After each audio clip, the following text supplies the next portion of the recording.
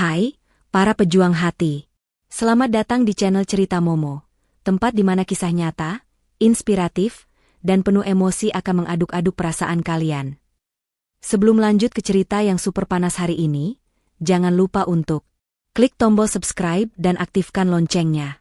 Karena di sini, setiap kisah akan bikin kamu berkata, "Astaga, itu aku banget." Ayo absen dulu di kolom komentar. Tulis nama kamu dan dari kota mana kamu nonton.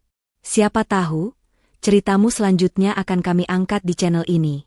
Hari ini kita akan menyaksikan kisah yang penuh pengkhianatan, pesta mewah, air mata, dan balas dendam yang super elegan.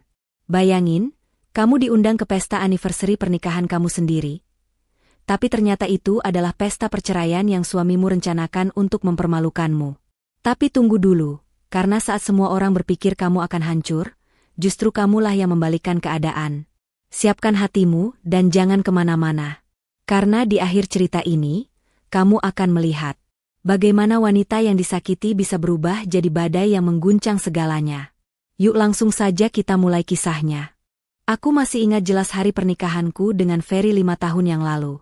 Saat aku mengenakan gaun putih panjang, menatap wajah pria yang saat itu kuanggap segalanya. Ia berdiri gagah dengan setelan jas abu-abu, menggenggam tanganku dengan erat di depan penghulu. "Terima kasih sudah memilih aku," bisiknya waktu itu. Dan aku, Laras, wanita biasa yang bekerja di balik layar sebagai konsultan keuangan, merasa seperti wanita paling beruntung di dunia. Pernikahan kami berlangsung sederhana namun hangat. Banyak yang bilang kami pasangan ideal. Aku penyabar, Ferry perhatian. Setiap pagi dia membuatkan kopi untukku, dan tak pernah lupa mencium keningku sebelum berangkat kerja. Katanya, itu bentuk syukur karena aku istrinya. Namun semuanya mulai berubah sejak Ferry dipromosikan menjadi kepala cabang di kantornya. Ia mulai pulang malam, katanya sibuk dengan proyek. Ponselnya tak lagi sembarangan diletakkan, bahkan seringkali dalam mode senyap. Awalnya aku maklum. Mungkin memang sedang banyak pekerjaan. Tapi lama-kelamaan, hatiku mulai merasakan yang lain. Ferry mulai menjauh, secara emosional dan fisik. Malam itu, aku menyuguhkan teh hangat seperti biasa, mencoba memulai percakapan. "Fer, kamu akhir-akhir ini capek banget, ya? Kerjaan makin berat?" Ia hanya mengangguk tanpa menatapku. Matanya terpaku pada layar ponsel yang buru-buru ia balikan saat aku mencoba melirik. "Biasa aja, kok. Proyek kantor," jawabnya singkat. Aku tidak menjawab. Hanya menatap wajahnya yang sudah tidak lagi memancarkan cinta yang dulu aku kenal. Hari-hari berlalu. Kejanggalan demi kejanggalan semakin jelas. Ferry sering keluar malam dengan alasan lembur, padahal aku tahu betul proyek kantor mereka tak seramai itu. Bahkan, pernah suatu malam aku mencoba menghubunginya karena ibu kandungku masuk rumah sakit, tapi ia tak menjawab satupun teleponku. Saat pulang, ia bahkan tidak merasa bersalah. "Ponselku mati," katanya datar. "Kalau mati, kenapa kamu nggak pakai ponsel kantor?" tanyaku lirih, berusaha menahan air mata. "Aku capek, Laras." "Jangan mulai drama," bentaknya sebelum masuk kamar dan menutup pintu keras-keras. Aku tidak menangis malam itu. Aku hanya duduk di ruang tamu, menatap kosong ke arah pintu kamar. Dalam hatiku, aku sadar ada yang berubah. Dan perubahan itu bukan karena pekerjaan, tapi karena ada orang lain. Hari Minggu yang seharusnya menjadi waktu kami bersama, juga tak lagi terasa hangat. Ferry lebih memilih main golf dengan klien, atau rapat dengan rekan bisnis. Sampai suatu hari, aku melihat notifikasi pesan masuk di ponselnya yang tertinggal di meja makan. Nama pengirimnya, sayang. Tanganku gemetar. Bukan karena takut, tapi karena perasaan dikhianati yang mulai membara. Aku buka pesannya. "Makasih ya udah nginep kemarin. Aku kangen pelukanmu. Jangan lupa anniversary kita bentar lagi, ya." Anniversary? Dadaku sesak. Jelas itu bukan tentang aku. Itu tentang mereka. Ferry dan perempuan itu. Aku tidak menangis. Kali ini tidak. Aku menyalakan ponselku, memotret layar itu, dan menyimpannya baik-baik. Lalu diam-diam, aku mulai mengumpulkan semuanya. Bukti-bukti. Screenshot, Laporan keuangan Ferry yang mulai aneh, transaksi kartu kreditnya yang mengarah ke hotel dan toko barang-barang mewah. Bahkan, dalam beberapa bulan, aku tahu siapa perempuan itu. Namanya Dewi. Seorang wanita muda yang bekerja sebagai influencer kecil-kecilan, dan juga sudah menikah 2 kali sebelumnya. Sakit? Jelas. Tapi aku tahu, menangis dan memohon bukan gayaku. Aku laras. Dan aku tahu, seorang wanita yang disakiti, tidak perlu berteriak, cukup menyiapkan serangan yang tak akan terlupakan. Aku menyewa detektif. Aku temui pengacara. Aku siapkan semuanya. Tapi di depan Ferry, aku tetap tersenyum. Bahkan ketika suatu malam dia pulang dan berkata, "Lar, minggu depan kita rayain anniversary pernikahan, ya? Aku mau buat acara kecil-kecilan." Aku hanya tersenyum. "Serius?" "Tiba-tiba banget," ujarku. "Iya dong. Kita harus tunjukin ke orang-orang, kalau rumah tangga kita masih harmonis," katanya dengan senyum sinis yang tak bisa ia sembunyikan. Aku tahu maksudnya. Ia ingin tampil sempurna di depan umum. Tapi ada yang tak ia tahu. Aku sudah tidak bodoh lagi. Aku mengangguk. "Oke. Aku akan bantu persiapannya." Dan malam itu, saat dia tidur dengan ponselnya di pelukan, aku duduk di ruang kerja, menyalakan laptopku, dan mulai menyusun rencana besar. Sebuah presentasi, yang nanti akan kutampilkan di layar besar, di depan tamu undangan, keluarganya, rekan bisnisnya, bahkan perempuan simpanannya. Sebuah kebenaran, yang akan membuatnya tidak hanya kehilangan muka, tapi juga segala yang ia banggakan. Dan saat itu terjadi, bukan aku yang akan menangis, tapi dia. Sejak malam itu, sikapku terhadap Ferry tetap seperti biasa. Bahkan lebih lembut dari sebelumnya. Bukan karena aku masih cinta, tapi karena aku tahu, jika ingin menjatuhkan musuh yang licik, kita harus membuatnya merasa aman lebih dulu. Ferry mengira aku benar-benar percaya lagi padanya. Ia mulai lebih sering tersenyum, memelukku sepulang kerja, bahkan sesekali mengajakku makan malam. Tapi itu semua sandiwara. Aku tahu, setiap kali ia memelukku, tubuhnya membawa aroma parfum wanita lain. Dan aku tahu, pelukannya itu bukan pelukan rindu, melainkan pelukan rasa bersalah yang ditutupi dengan kemunafikan. Aku menyadari semuanya mulai dari detail terkecil. Kaos kaki yang biasanya rapi, kini kadang tak berpasangan. Kemeja yang seharusnya tergantung, justru ditemukan terlipat dalam tas kerja. Bahkan suatu hari, aku menemukan lipstik merah samar di bagian kerah bajunya. Aku diam. Tapi diamku bukan tanda pasrah. Aku mencatat semuanya dalam sebuah jurnal kecil. Bukti, tanggal, kejadian, dan siapa saja yang hadir. Semua kutulis rapi, seperti laporan investigasi. Aku bahkan menamai jurnal itu, kebenaran untuk ditayangkan. Satu hal yang paling menyakitkan, adalah saat aku mulai menyadari bahwa mertuaku juga tahu dan diam saja. Hari itu aku datang ke rumah mertuaku, Ibu Ratna. Biasanya ia menyambutku dengan senyum dan pelukan. Tapi kali ini, ia hanya keluar dari dapur sambil mengelap tangan dengan kain lap, menatapku sekilas.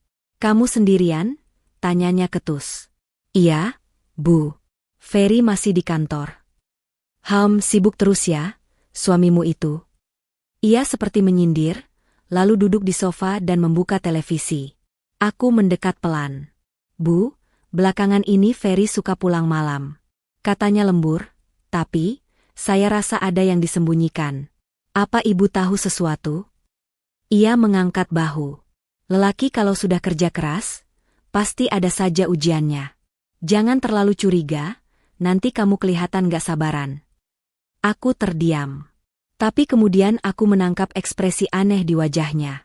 Pandangannya tidak tulus, justru seperti menyimpan rahasia. Beberapa hari kemudian, semua terbukti. Aku mendapat laporan dari detektif yang aku sewa secara pribadi. Foto-foto Ferry sedang makan malam bersama Dewi. Bukan di tempat sembarangan, tapi di restoran bintang 5 yang hanya bisa dipesan lewat koneksi khusus. Bukan hanya itu. Dalam laporan tersebut juga ada bukti Ferry menyewa apartemen mewah atas nama orang lain, yang ternyata menjadi tempat mereka sering bermalam. Aku nyaris tidak percaya saat melihat foto mereka berdua sedang berdansa di balkon apartemen tersebut. Senyum Ferry sangat tulus. Senyum yang tak pernah lagi aku lihat sejak 2 tahun terakhir. Air mataku jatuh. Tapi hanya sebentar. Aku langsung menghapusnya. Aku nggak boleh lemah. Ini semua harus kubayar lunas. Satu-satu, gumamku sambil memandangi layar laptop. Hari-hari berikutnya, aku mulai memperdalam riset. Aku tahu Dewi bukan wanita biasa. Ia pintar memanfaatkan ketertarikan pria untuk mendapat kemewahan. Di media sosial, ia terlihat seperti influencer sukses, padahal followersnya banyak palsu, dan sebagian besar kontennya adalah pamer barang-barang mahal yang jelas-jelas bukan dari jerih payah sendiri. Lucunya, ia sering menulis caption seperti, "Wanita hebat nggak butuh laki-laki. Tapi laki-laki sukses butuh wanita hebat seperti aku." Aku tertawa kecil. Ironis sekali, dia tidak sadar bahwa semua tas dan jam tangan yang dipamerkan sebenarnya hasil dari uangku, uang yang aku hasilkan dari kerja keras sebagai konsultan, sementara suamiku hanya tinggal menikmati dan memberikannya pada wanita lain. Aku mulai menyusun file presentasi. Semua bukti aku kumpulkan dalam folder rahasia di laptop. Di dalamnya, foto transfer uang Ferry ke rekening Dewi. Bukti pembelian mobil mewah atas nama Dewi. Rekaman suara mereka di dalam mobil yang penuh kata-kata menjijikkan. Foto check-in hotel di hari ulang tahunku, saat Ferry berkata iya, lembur di luar kota. Aku juga menyelipkan satu folder spesial.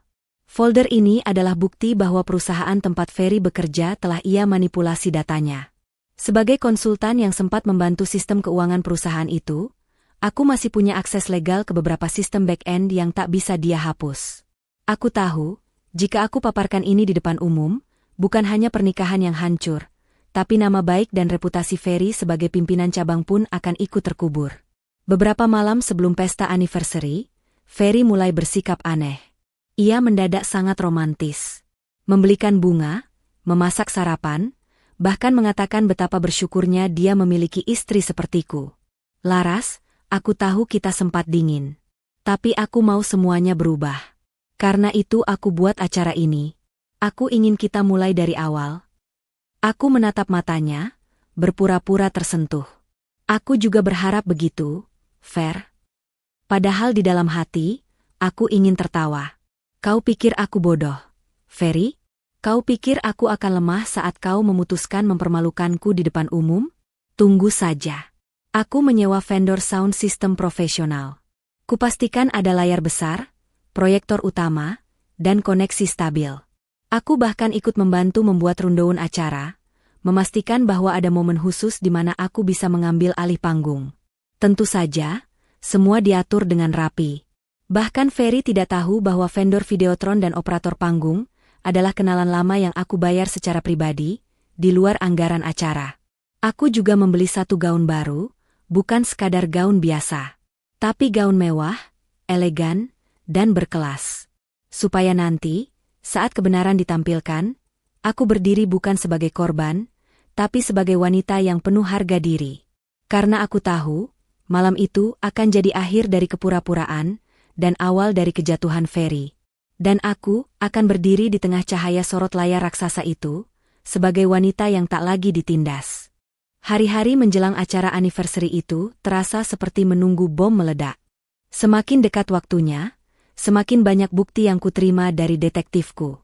Setiap foto, video, dan rekaman suara yang dikirimkan, membuat hatiku semakin kuat untuk melakukan balas dendam yang elegan. Di panggung, di depan semua tamu, tanpa satupun kekerasan, hanya kebenaran. Siang itu aku duduk di ruang kerjaku, membuka email dari detektif. Subjeknya, rekaman hotel terbaru, urgent. Tanganku gemetar menekan tombol unduh. Dan saat video itu diputar, aku hanya bisa tersenyum dingin. Terlihat Ferry, suamiku, bersama Dewi. Mereka check-in ke sebuah hotel mewah di kawasan elit Jakarta. Ferry terlihat memeluk Dewi dari belakang sambil membawa bunga, dan Dewi menciumi pipinya sambil tertawa genit. Pemandangan yang menyakitkan? Tidak lagi. Bagiku, itu hanya sebuah amunisi. Peluru yang akan kutembakkan tepat di kepalanya. Bukan secara fisik, tapi di atas panggung, di hadapan semua orang yang selama ini mengaguminya sebagai suami setia. Satu hal yang menarik, detektifku juga menemukan bahwa Ferry telah menyiapkan surat gugatan cerai, diam-diam, melalui pengacara pribadinya. Bukan karena ia ingin benar-benar menceraikan, tapi ia ingin menghancurkan reputasiku dulu, lalu membuangku tanpa sisa. Kenapa? Karena seluruh aset rumah, mobil, dan investasi, sebagian besar memang masih atas namaku. Rupanya dia pikir dengan mempermalukanku, ia bisa mendapat simpati, mengangkat Dewi sebagai wanita yang lebih baik, lalu merampas semuanya melalui jalan pengadilan. Tapi tentu, itu hanya akan jadi rencana mati. Malam itu, Ferry pulang dengan senyum lebarnya. Aku yang sedang membaca buku pura-pura tidak melihat. Tapi dia mendekat, duduk di sampingku, dan mulai mengelus rambutku. Lar, kamu udah siap ya untuk malam minggu depan? Siap apa? Tanyaku sambil menutup buku. Ya, pesta kita. Anniversary kita. Aku sudah sewa ballroom hotel bintang 5, undang rekan-rekan kantor, keluarga besar, bahkan beberapa tokoh penting juga akan datang. Kamu pasti akan jadi ratu malam itu. Aku tersenyum. Aku harus pakai gaun warna apa, ya? Merah mungkin, biar seksi. Biar kamu kelihatan cantik di depan tamu-tamu kita. Jawabnya, lalu mencium pipiku. Lucu sekali. Di balik wajah manis itu, dia menyimpan niat menghinaku di depan umum. Tapi, ya, biarkan. Aku bahkan akan mengenakan gaun paling mahal dan memukau, bukan karena ingin memikat dia, tapi untuk memperlihatkan bahwa aku yang punya kuasa. Keesokan harinya, aku pergi ke butik langganan. Di sana, aku memilih sendiri gaun pesta rancangan desainer lokal yang khusus kupesan 1 bulan lalu. Warna hitam keemasan, menjuntai elegan, dengan detail kristal halus di bagian bahu. Gaun ini bukan sekadar pakaian. Ini adalah baju perangku. Sambil menunggu fitting, aku membuka pesan dari tim pengacara. Mereka sudah menyiapkan dokumen resmi yang akan aku tampilkan malam itu. Surat gugatan cerai balik. Bukti-bukti digital perselingkuhan. Surat pengalihan seluruh aset kembali ke namaku pribadi. Dan yang paling penting, rekaman CCTV Dewi mengaku sudah 2 kali menggugurkan anak Ferry. Semua sudah siap. Tinggal 1 langkah lagi. Hari H makin dekat. Undangan pun mulai ramai dibicarakan. Grup keluarga dipenuhi pesan-pesan dari tante-tante dan om-om yang tak sabar melihat pesta romantis Laras dan Ferry. Beberapa rekan bisnis Ferry bahkan meneleponku langsung. Wah Bu Laras, katanya Bapak Ferry bakal buat kejutan spesial ya di pesta nanti. Beneran nih, mau buat pengumuman penting? Aku menjawab dengan senyum diplomatis, tunggu saja ya Pak, pesta kali ini pasti tak terlupakan. Ferry memang sedang memainkan pertunjukan besar. Tapi ia lupa aku bukan penonton, aku sutradaranya. Seminggu sebelum pesta, aku menerima kabar tak terduga. Mertua dan adik iparku, yang selama ini dingin padaku, mendadak ramah. Mereka datang ke rumah membawa buah dan kue, pura-pura manis. Laras, kamu harus kelihatan bahagia ya nanti. Jangan bikin malu keluarga besar, kata Ibu Ratna sambil mengelus tanganku. Aku tersenyum tipis. Tentu, Bu, saya akan tampil sebaik mungkin. Adik iparku, Rina, ikut menimpali, Ferry tuh cinta banget sama kamu, Kak. Buktinya dia rela ngeluarin uang ratusan juta cuma buat pesta kalian. Aku ingin tertawa mendengarnya. Ratusan juta? Itu uangku. Tanpa mereka tahu, aku yang menutup seluruh anggaran pesta itu dengan diam-diam melalui jalur berbeda. Karena semua aset Ferry sebenarnya sudah kubekukan lewat pengacara. Ferry pikir dia punya kendali. Padahal dia hanya berjalan di atas tali yang sudah kupotong dari ujungnya. Malam sebelum pesta, aku berdiri di depan cermin, mengenakan gaun perangnya. Ini untuk kamu, Laras, bisikku pada diri sendiri. Untuk semua malam yang kamu lewati sendirian. Untuk semua luka yang kamu telan dalam diam. Untuk semua rasa sakit yang kamu ubah jadi rencana. Teleponku berbunyi. Operator LED panggung mengonfirmasi. Semua file video dan presentasi sudah kami siapkan. Kami tunggu aba-aba dari Ibu saat acara berlangsung. Aku menghela napas panjang. Ini bukan sekadar pesta anniversary. Ini adalah panggung perhitungan. Dan Ferry, ia akan jadi aktor utama dalam kisah kejatuhannya sendiri. Lampu kristal menggantung megah di tengah ballroom hotel bintang 5 yang disewa khusus malam itu. Karpet merah digelar. Meja-meja bundar berlapis linen putih tersusun rapi, dengan lilin-lilin elegan yang menyala lembut. Para tamu datang satu persatu dengan senyum lebar, bersalaman, berfoto, dan memuji betapa mewahnya pesta yang digelar oleh pasangan ideal, Ferry dan Laras. Tapi hanya satu orang yang tahu, malam itu bukanlah malam selebrasi, melainkan malam penghancuran total. Dan itu adalah aku. Aku berjalan pelan memasuki ballroom. Gaun hitam keemasan yang kupakai berkilau diterpa cahaya lampu. Suara gemuruh kecil terdengar saat para tamu menoleh ke arahku. Aku bisa merasakan tatapan takjub sekaligus penilaian dari para istri pejabat dan kolega bisnis Ferry. Bu Laras cantik sekali malam ini. Wah, cocok banget. Bener-bener kayak ratu. Aku hanya tersenyum. Dalam hati, aku hanya ingin cepat sampai ke bagian akhir. Ferry berdiri di dekat panggung. Ia tampak percaya diri dengan setelan jas putih gading yang baru, berdiri sambil menyalami beberapa kolega. Matanya menangkap kehadiranku, dan ia langsung mendekat. "Hai sayang," katanya, lalu mencium pipiku di depan semua orang. Aku membalasnya dengan senyum palsu. "Kamu keren malam ini, Fer. Terima kasih sudah mau tampil sempurna malam ini. Aku janji, ini akan jadi malam yang tidak akan kamu lupakan," bisiknya. "Oh, tentu. Kamu benar sekali." Pesta dimulai dengan pembukaan dari MC profesional yang dibayar mahal. Musik lembut mengalun. Hidangan mewah diantarkan satu demi satu. Para tamu bersulang, berbagi tawa, bahkan ada yang sempat naik ke panggung untuk memberi sambutan. Sampai akhirnya, seorang wanita muncul dari pintu samping ballroom dengan langkah percaya diri. Mengenakan gaun merah terang menyala. Rambutnya digelung tinggi, riasan mencolok, dan senyum penuh kepuasan. Dewi. Dia berjalan langsung menuju kursi depan, duduk tepat di samping keluarga Ferry. Tak seorang pun bertanya siapa dia. Tapi jelas, dia sudah dikenalkan secara diam-diam oleh Ferry sebagai teman dekat. Beberapa tamu tampak berbisik-bisik. Aku duduk di kursiku, tetap tenang. Seolah tak terjadi apa-apa. Puncak acara tiba. MC berdiri di atas panggung dan berkata, "Baik para tamu yang terhormat, inilah momen yang kita tunggu. Malam anniversary kelima pasangan Ferry dan Laras. Kita akan mendengar langsung kata-kata dari sang suami tercinta. Silakan Pak Ferry ke atas panggung." Tepuk tangan menggema. Ferry naik ke atas panggung dengan senyum lebarnya. Ia mengambil mikrofon, lalu mulai berbicara. "Selamat malam semuanya. Terima kasih telah hadir di malam istimewa ini. Malam ini, saya ingin berbagi sesuatu yang sangat personal. Sesuatu yang mungkin akan mengubah hidup saya dan istri saya." Semua mata tertuju padanya. Termasuk mataku. Ada saat dalam hidup seseorang, di mana kita menyadari bahwa kebahagiaan tidak selalu bisa dipaksakan. Saya dan Laras telah melewati banyak hal bersama. Namun, saya rasa, sudah saatnya kami berjalan di jalan yang berbeda. Terdengar bisik-bisik di antara tamu.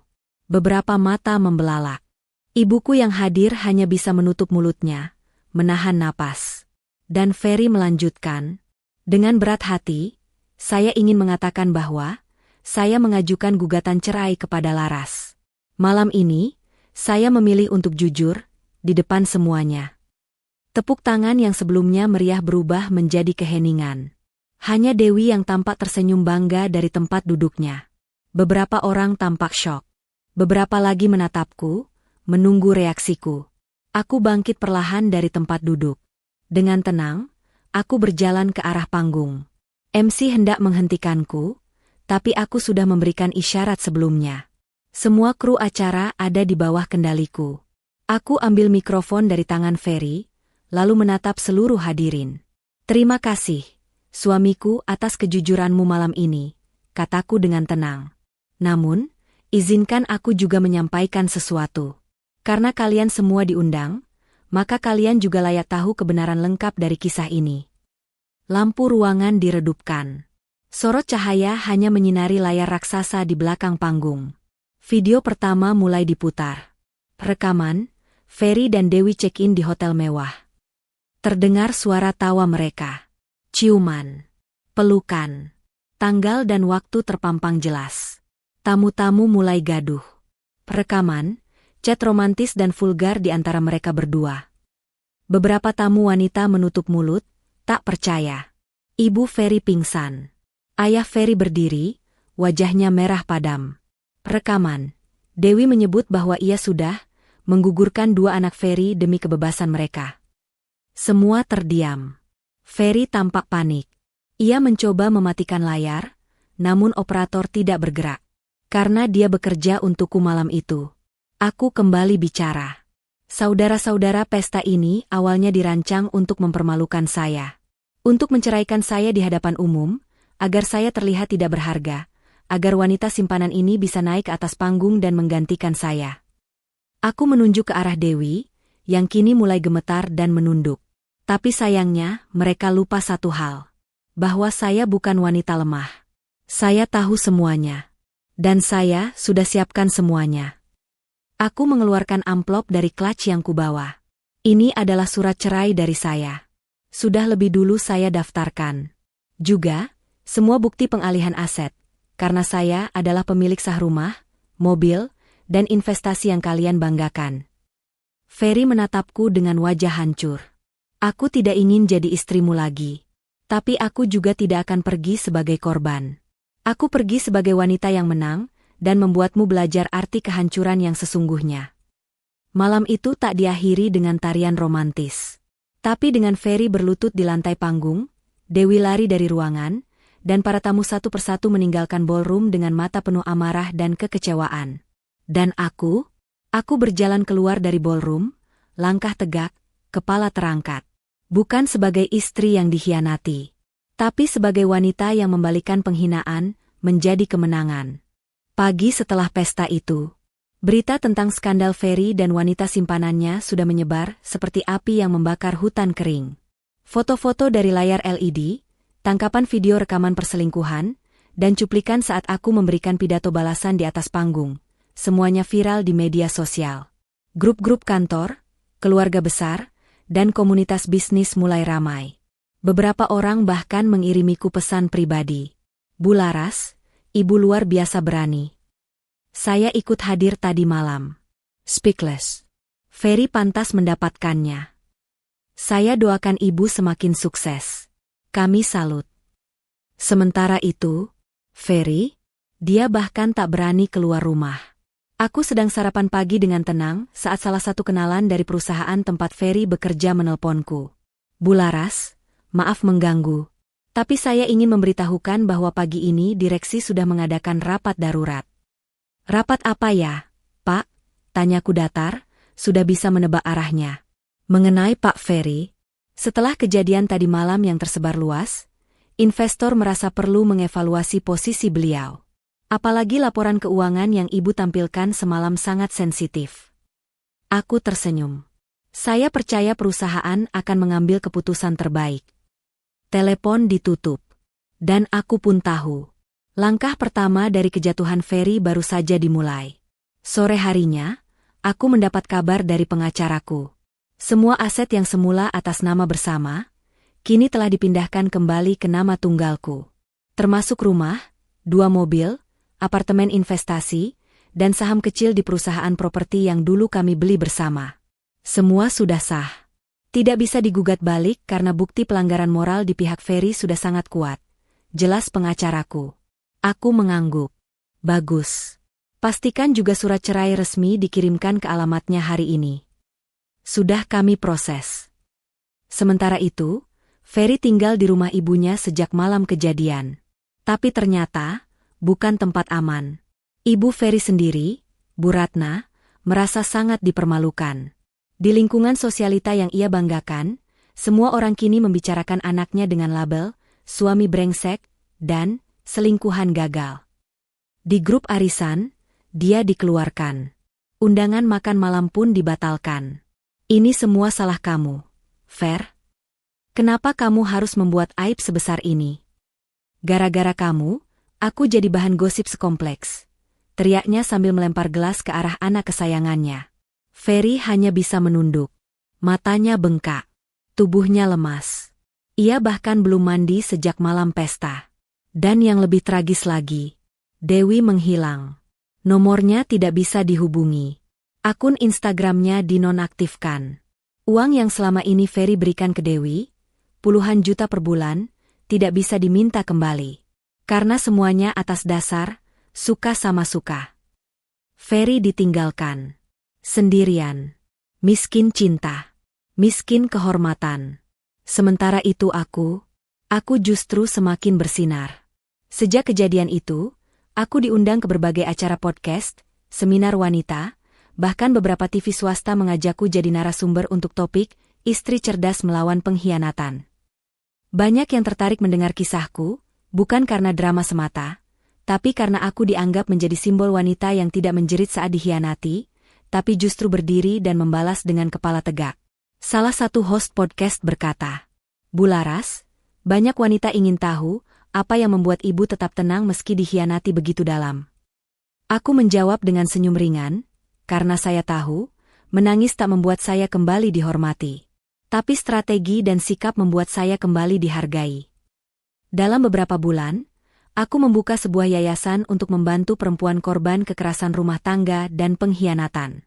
Namanya Yayasan Lentera Laras. Aku juga memperluas bisnisku di bidang konsultan keuangan dan properti. Dan anehnya, banyak klien baru berdatangan, khususnya dari kalangan wanita. Mereka bilang, "Kami percaya dengan ibu. Ibu bukan hanya cerdas, tapi juga punya hati dan keberanian." Aku tak menyangka, dari luka yang begitu dalam, kini aku membangun sesuatu yang berarti untuk banyak orang. Suatu pagi, aku menerima surat dari Ferry. Tulisan tangannya masih kukenali, meski kini terlihat kacau dan terburu-buru. "Laras, aku tahu aku salah. Aku tahu aku bodoh. Tapi sekarang aku kehilangan semuanya. Aku minta maaf. Boleh aku bertemu? Hanya untuk bicara.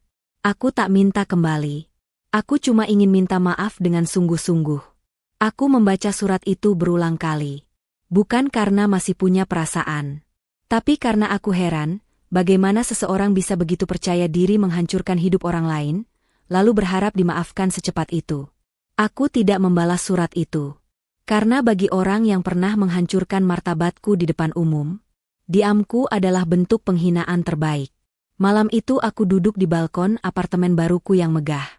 Menyeruput teh hangat sambil melihat cahaya kota Jakarta dari lantai 25. Di tangan kiriku, ada sebuah undangan digital, acara penganugerahan, perempuan inspiratif tahun ini, dari salah satu majalah ternama. Dan di layar TV, muncul headline berita. Ferry Andika resmi diberhentikan dari jabatan kepala cabang, skandal moral jadi penyebab utama. Aku menarik napas panjang. Lalu tersenyum. "Permainanmu sudah selesai, Ferry. Dan aku baru saja memulai permainan hidupku sendiri, tanpa kamu." Sudah hampir 2 bulan sejak pesta, anniversary maut, itu berlalu. Tapi dampaknya masih terasa seperti gempa yang tak kunjung reda.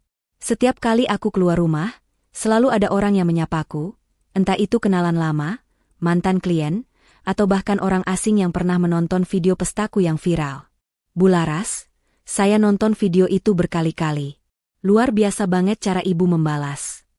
Kalau semua wanita kayak ibu, para laki-laki brengsek itu pasti mikir 2 kali. Aku hanya menanggapi dengan senyum tipis. Karena bagiku, semua itu bukan soal popularitas, tapi soal harga diri. Di balik semua keheningan dan kekuatanku, aku tahu, ada satu sosok yang diam-diam mencari celah untuk kembali masuk ke hidupku, Ferry. Aku mendengar dari beberapa kenalan bahwa ia sudah mendatangi beberapa pengacara, meminta saran apakah mungkin untuk membatalkan perceraian, atau setidaknya mendapat bagian dari harta yang, katanya, juga miliknya. Lucunya, ada juga kabar bahwa Ferry mulai menawarkan jasa konsultasi pribadi ke beberapa kolega lamaku, dengan harapan bisa bertemu secara tidak sengaja denganku. Sayangnya baginya, aku sudah menghapus semua pintu masa lalu. Dan siapapun yang mencoba membukanya, hanya akan menemukan tembok kokoh yang sudah kupasang tinggi. Suatu hari, asistennya Ferry, yang dulu pernah aku bantu bayar kuliahnya, datang menemuiku di kantor. Namanya Andin. Dia tampak canggung duduk di hadapanku sambil memegang tas kecil. "Bu Laras, maaf saya datang tanpa janji, tapi saya diminta menyampaikan ini." Ia menyerahkan sebuah kotak beludru biru. Apa ini? Tanyaku, meski aku sudah bisa menebak. Andin menunduk. Pak Ferry ingin mengembalikan cincin kawin ibu. Katanya, itu simbol yang ia rusak, dan dia tidak pantas menyimpannya. Aku membuka kotak itu. Benar saja. Itu cincin kawin kami dulu. Masih utuh. Tapi tak lagi berharga. Tidak untukku. Terima kasih, Andin. Tapi tolong sampaikan ke Ferry bahwa cincin ini sudah tidak berarti apa-apa. Bahkan jika ia berlutut dan mengembalikan semua permintaan maafnya, aku tidak akan kembali ke hidup yang sudah kubakar habis. Andin mengangguk. Saya mengerti, Bu. Sebenarnya, saya hanya ingin bilang, saya bangga pernah bekerja dengan ibu dulu. Dan saya minta maaf karena pernah diam saat melihat kelakuan Pak Ferry. Aku tersenyum. Kita semua pernah diam. Tapi diam kita tidak boleh selamanya. Beberapa hari kemudian, aku menerima undangan ke acara gala dinner khusus wanita-wanita pemimpin bisnis. Saat aku datang, para hadirin berdiri dan memberi tepuk tangan saat namaku disebut. Selamat datang, Bu Laras Widianti, salah satu wanita terkuat yang kami kenal tahun ini. Itu bukan sekadar penghargaan. Itu adalah pengakuan bahwa aku telah melewati badai, dan keluar dari sana bukan sebagai puing, tapi sebagai batu karang. Sementara itu, kehidupan Ferry semakin terpuruk. Bisnis kecil yang coba ia bangun gagal dalam 2 bulan. Beberapa investor mencabut dananya karena reputasinya yang buruk. Teman-teman kantornya menjauh. Bahkan keluarganya sendiri, terutama sang ibu, memilih pindah keluar kota karena tak tahan dengan cibiran lingkungan. Dan Dewi, setelah sempat menghilang, ia muncul lagi di sosial media dengan akun baru. Kali ini tidak lagi memamerkan tas-tas mahal atau jalan-jalan mewah. Tapi justru menulis curhatan galau soal, ditinggalkan saat sudah tidak berguna. Seorang teman mengirimkanku screenshot statusnya. Dulu aku disanjung, sekarang dibuang. Padahal semua sudah aku korbankan. Dunia memang kejam. Aku hanya tertawa. Dunia tidak kejam. Karmalah yang adil. Suatu malam, aku sedang duduk di balkon apartemenku yang kini jadi tempat favoritku merenung. Angin malam mengelus wajahku lembut, dan suara gemuruh kota terdengar seperti lagu kemenangan. Tiba-tiba ponselku berbunyi. Nomor tak dikenal. Aku ragu, tapi akhirnya kuangkat. Halo? Suaranya berat, namun jelas lelah. Laras. Aku terdiam sejenak. Ferry? Terima kasih kamu sudah angkat. Aku tahu aku nggak pantas. Tapi aku cuma ingin bicara sebentar. Bukan untuk minta balik. Tapi, cuma untuk minta maaf. Yang sungguh-sungguh. Aku tidak menjawab. Setiap malam aku mimpi kamu berdiri di panggung itu. Dengan semua bukti, dan aku jatuh di depan semua orang. Rasanya masih nyata. Dan aku tahu, semua itu salahku. Lalu kenapa kamu lakukan? Tanyaku dingin. Aku bodoh. Aku pikir aku berhak lebih.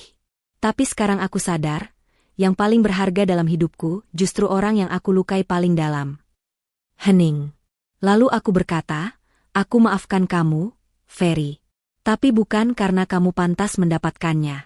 Tapi karena aku pantas bebas dari semua luka itu. Suaranya tercekat. Terima kasih, Laras. Klik. Teleponku tutup. Dan aku merasa bebas. Beberapa minggu kemudian, aku mengadakan seminar pertamaku secara publik. Temanya, ketika luka jadi kekuatan. Ratusan wanita hadir. Ada yang datang dengan mata sembab, ada yang duduk sambil menggenggam erat anaknya. Tapi semua yang datang dengan harapan. Saat aku berdiri di atas panggung, aku berkata, saya pernah disakiti, pernah dihina, pernah direndahkan oleh orang yang saya cintai. Tapi saya tidak membalasnya dengan kekerasan, saya membalasnya dengan perubahan. Karena balas dendam terbaik, bukan membuat dia menderita, tapi membuat diri kita tak bisa lagi disentuh oleh rasa sakit. Tepuk tangan menggemuruh. Dan aku tahu, aku tak lagi sekadar wanita yang disakiti. Aku adalah cahaya bagi mereka yang pernah gelap. Sudah hampir setengah tahun berlalu sejak pesta anniversary yang berubah jadi panggung kehancuran untuk Ferry. Dan selama waktu itu, hidupku seperti menemukan arah baru yang lebih jelas, lebih tenang, dan lebih penuh cahaya. Yayasan yang aku bangun, Lentera Laras, kini memiliki ratusan anggota aktif di seluruh Indonesia. Kami membuka sesi curhat, konseling hukum gratis untuk perempuan korban kekerasan, dan bahkan membuka pelatihan bisnis kecil-kecilan agar mereka bisa mandiri secara finansial. Banyak dari mereka yang datang dengan wajah hancur, tapi keluar dari pintu kantor kami dengan senyum yang perlahan muncul kembali. Dan itu membuatku sadar. Sakitku dulu bukan akhir, itu awal untuk menerangi jalan orang lain. Suatu hari, aku diundang untuk menjadi pembicara di acara pameran bisnis UMKM Wanita Nasional.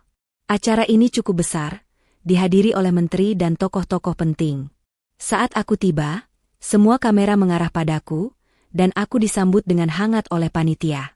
Bu Laras, kami benar-benar bangga Ibu bisa hadir hari ini. Kehadiran Ibu akan sangat menginspirasi para peserta. Aku tersenyum. Saya hanya berbagi cerita. Semoga bisa menyentuh hati yang sedang rapuh. Aku mengenakan jas putih elegan dengan aksen batik dikerah. Tidak ada lagi kesan wanita tersakiti. Kini aku tampil sebagai pemimpin. Sebelum naik panggung, seorang pria menghampiriku. "Permisi, Ibu Laras," katanya sopan. Aku menoleh.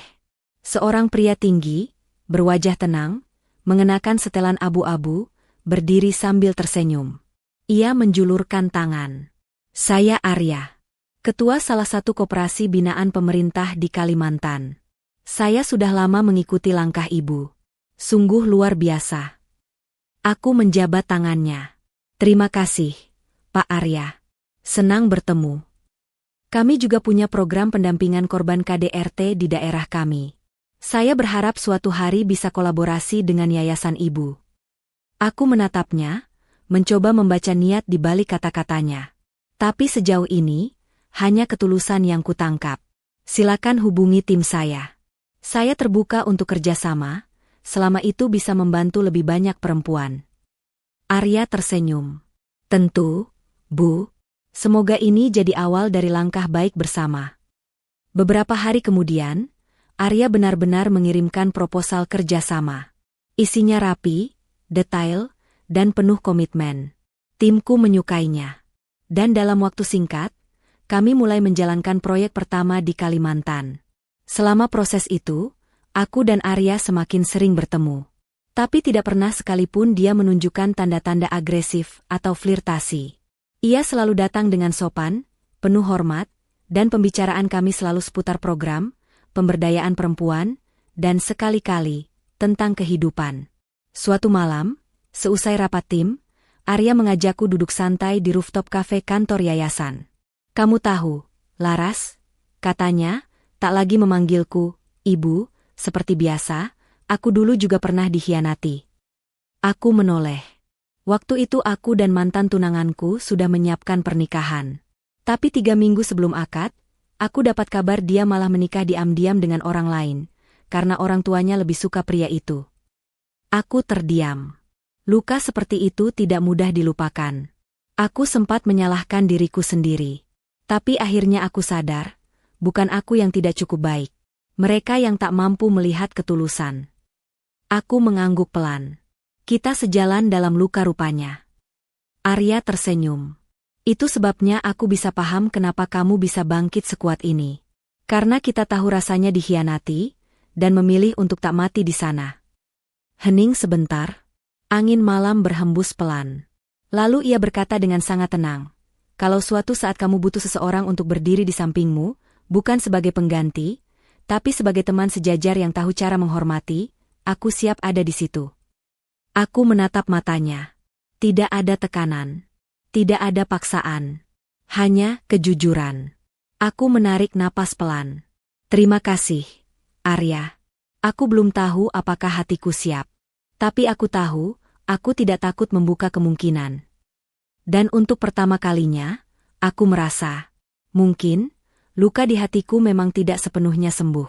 Tapi kini, luka itu sudah tidak berdarah lagi.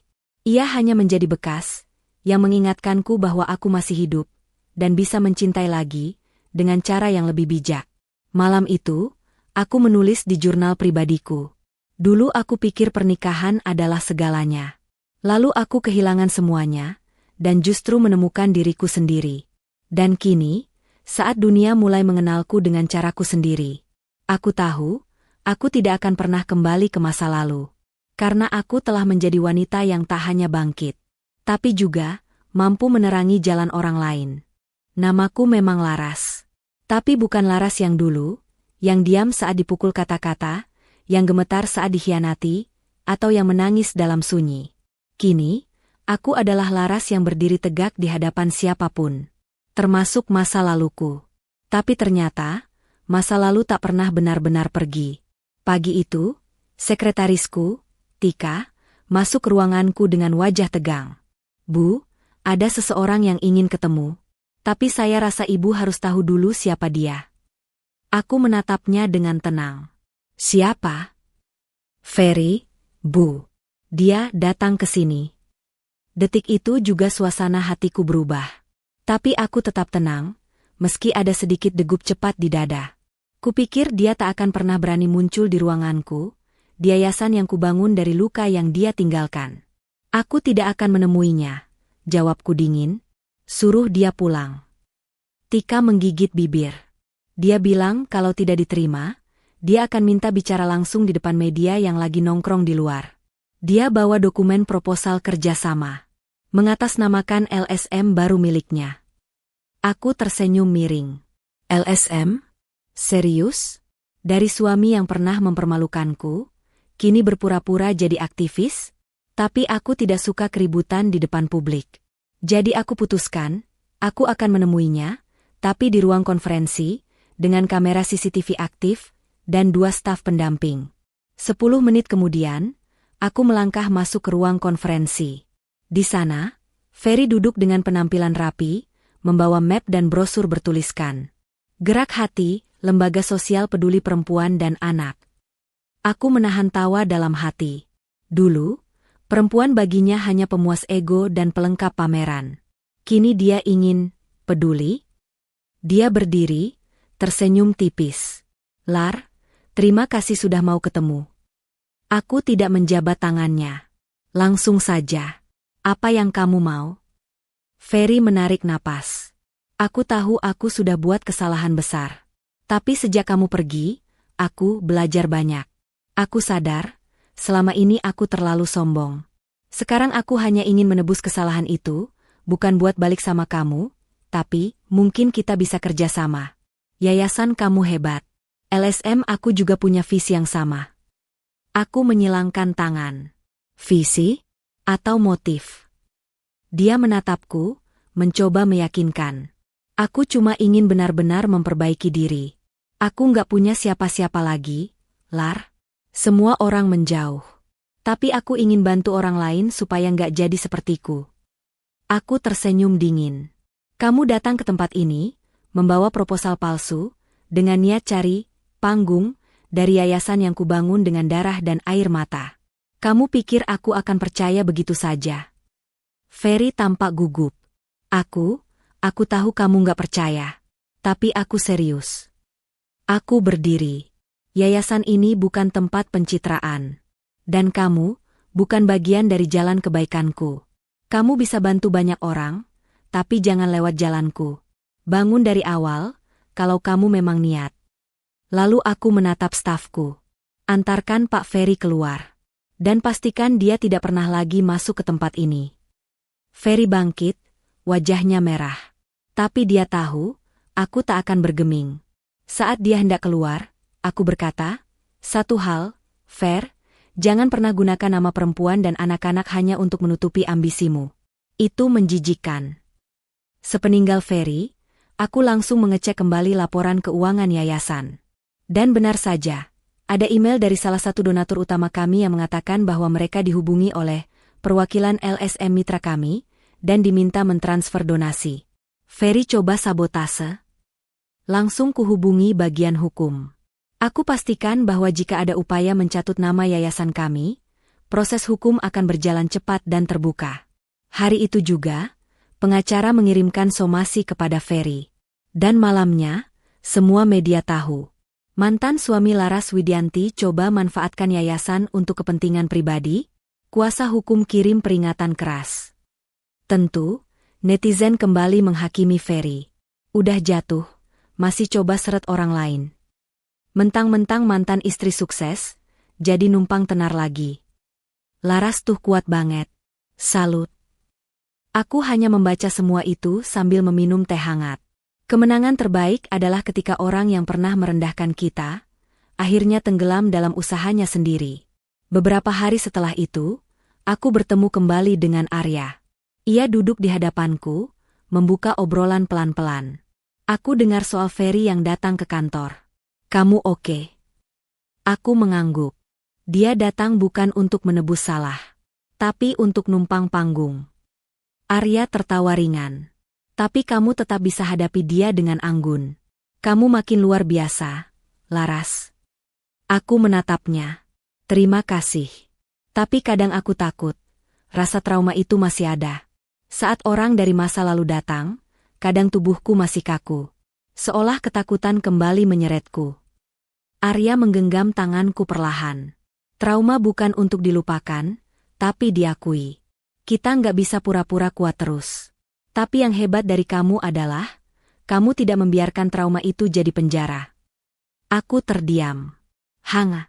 Tapi juga takut. Arya, kamu orang baik. Tapi aku masih belajar percaya lagi. Ia menatapku lembut.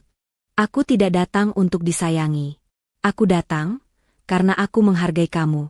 Dan selama kamu masih belajar, aku akan tetap berdiri di sampingmu, tanpa minta digenggam. Air mataku menetes. Tapi bukan karena sedih.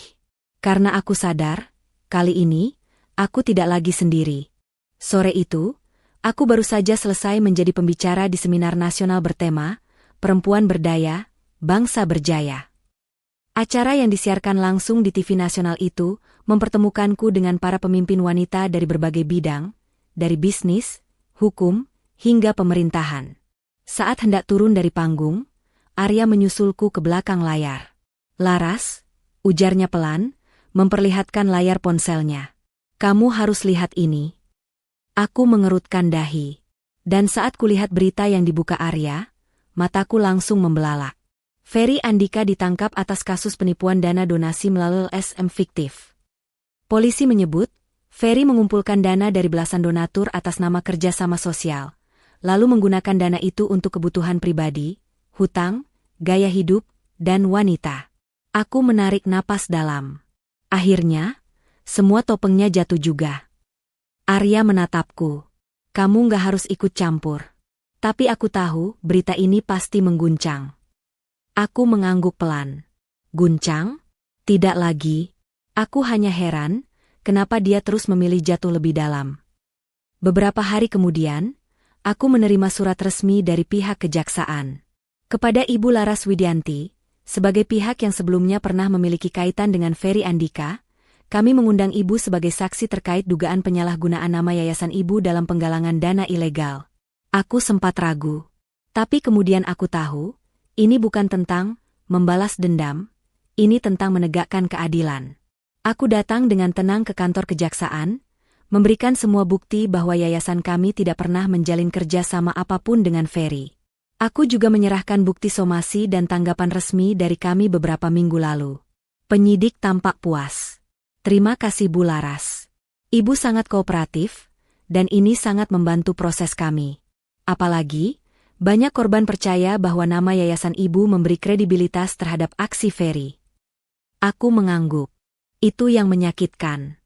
Karena selama ini kami berjuang menyembuhkan luka perempuan, dan dia malah gunakan nama kami untuk menciptakan luka baru. Minggu berikutnya, berita tentang penangkapan Ferry menyebar luas. Wajahnya terpampang di berbagai media, dengan tangan diborgol dan kepala tertunduk. Tak ada lagi senyum sombong. Tak ada lagi jas mahal. Hanya kemeja lusuh, rambut acak-acakan, dan sorot mata putus asa. Komentar publik pun menghujaninya. Karma is real. Istri sekuat Laras ditinggal, pantas aja hidupnya sekarang kayak gini. Dulu sombong banget. Sekarang ditangkap. Hancur sudah. Dan anehnya, di balik semua rasa puas publik, aku justru merasa kosong. Bukan karena aku masih punya perasaan, tapi karena aku tahu, tidak ada kemenangan dalam melihat seseorang sepenuhnya hancur. Bahkan untuk orang yang pernah menyakiti kita.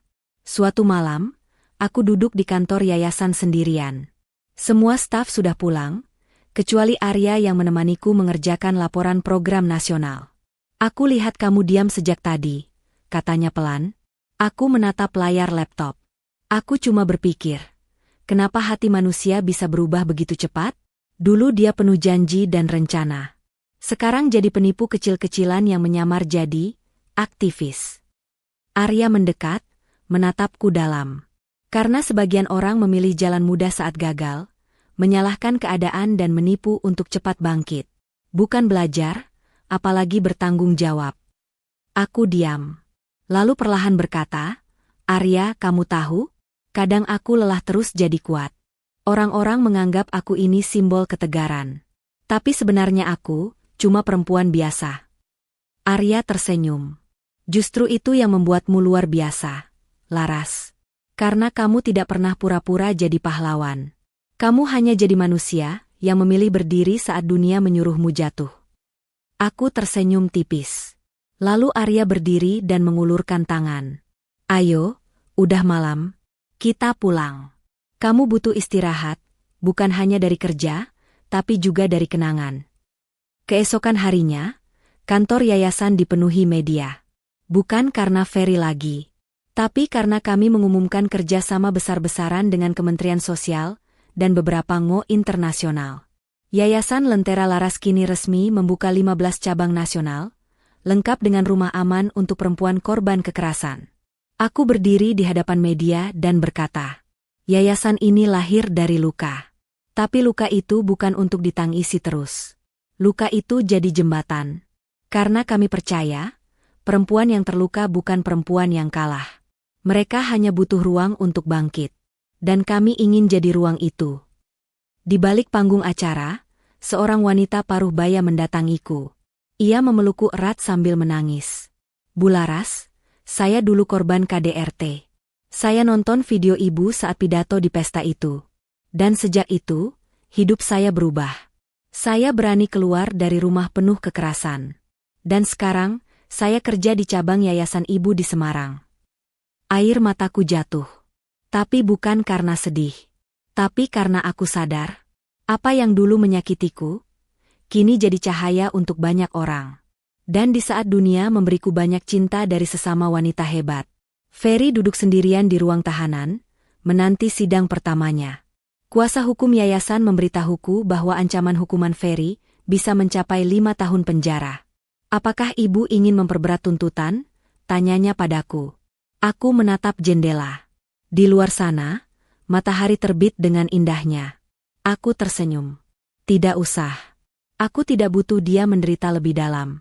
Karena dia sudah dihukum oleh dirinya sendiri. 1 tahun setelah pesta ulang tahun pernikahan yang berubah menjadi titik balik hidupku. Kini aku berdiri di panggung sebuah acara internasional bergengsi. Global Women Empowerment Summit 2025 di Singapura. Ratusan wanita dari berbagai negara hadir. Kamera dari berbagai media internasional mengarah padaku. Dan saat namaku disebut, Please welcome Indonesia's Pride, founder of Lentera Laras Foundation, Laras Widianti.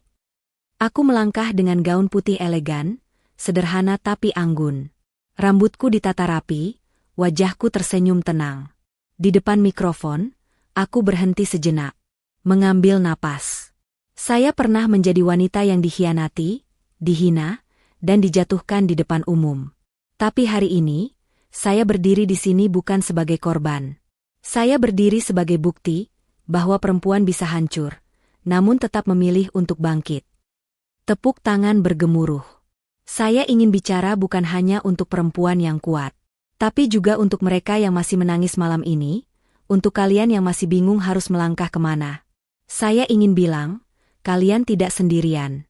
Dan luka kalian bukan aib, itu tanda bahwa kalian pernah bertahan.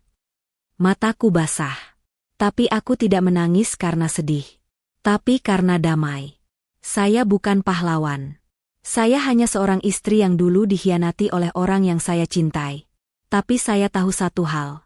Saat kita memilih berdiri, Tuhan akan kirimkan jalan, bukan untuk membalas, tapi untuk menjadi terang. Usai acara, beberapa perwakilan Ngo dari Eropa dan Timur Tengah mendatangiku. Mereka tertarik membuka cabang Lentera Laras di negara mereka. Dan itu membuat langkahku semakin besar. Aku tak hanya menjadi suara perempuan Indonesia, tapi juga cahaya untuk perempuan dunia. Dan saat aku kembali ke hotel malam itu, aku membuka ponsel.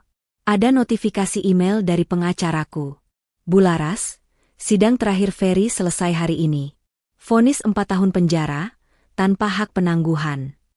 Aku hanya menatap layar ponsel sejenak, lalu mematikannya. Karena bagiku, cerita tentang Ferry sudah benar-benar selesai. Beberapa bulan kemudian, di Indonesia, yayasan kami meresmikan gedung pusat baru. Sebuah bangunan megah, dengan arsitektur hangat dan terbuka. Di sana, kami buka perpustakaan, rumah singgah, ruang pelatihan kerja, bahkan taman bermain untuk anak-anak dari para penyintas kekerasan rumah tangga. Di depan pintu utama, terpajang tulisan. Di sini, luka tidak diabaikan, tapi dipulihkan. Arya berdiri di sampingku saat peresmian itu. Ia kini tak hanya menjadi partner kerja, tapi seseorang yang secara perlahan menjadi bagian penting dalam hidupku. Tapi dia tak pernah memaksa. Ia hanya menemani, menghormati, dan menunggu. Laras, katanya pelan saat kami duduk di balkon gedung baru, memandangi matahari terbenam. Kalau nanti kamu benar-benar siap, izinkan aku jadi orang yang bukan hanya berdiri di sampingmu, tapi juga melangkah bersamamu. Aku menatapnya. Dalam. Tak ada luka dalam hatiku lagi. Hanya ketenangan. Aku menjawab, aku siap. Bukan karena aku ingin lupa masa lalu. Tapi karena aku tahu, masa depanku tidak layak dihantui oleh yang menghancurkan. Arya tersenyum. Lalu menggenggam tanganku. Dan saat itu, aku tahu. Aku telah menang. Bukan karena Ferry masuk penjara. Bukan karena aku jadi pembicara internasional. Tapi karena aku tidak membiarkan diriku hancur oleh pengkhianatan. Aku memilih hidup. Dan hidupku jadi lentera untuk ribuan perempuan lainnya. Luar biasa ya, kisah Laras ini. Dari istri yang dipermalukan di pesta ulang tahun pernikahannya sendiri. Ia bangkit, berdiri, dan berubah jadi sosok perempuan kuat yang menginspirasi dunia. Dia tak membalas dengan amarah, tapi dengan pencapaian. Dia tak menenggelamkan musuhnya dengan teriakan, tapi dengan diam yang berwibawa. Dan kini, Laras bukan hanya wanita yang dulu disakiti, tapi cahaya bagi ribuan wanita lainnya. Karena balas dendam terbaik adalah menjadi lebih kuat, lebih sukses, dan tak lagi bisa disentuh oleh mereka yang pernah menghina. Kalau kamu suka dengan cerita ini, jangan lupa tinggalkan komentar. Ceritakan juga pengalamanmu, atau kata-kata semangat untuk sesama perempuan hebat di luar sana. Subscribe channel Cerita Momo. Aktifkan loncengnya biar kamu nggak ketinggalan cerita inspiratif berikutnya. Dan ingat, perempuan yang disakiti bukan perempuan yang lemah, tapi perempuan yang sedang menyiapkan panggung kemenangannya.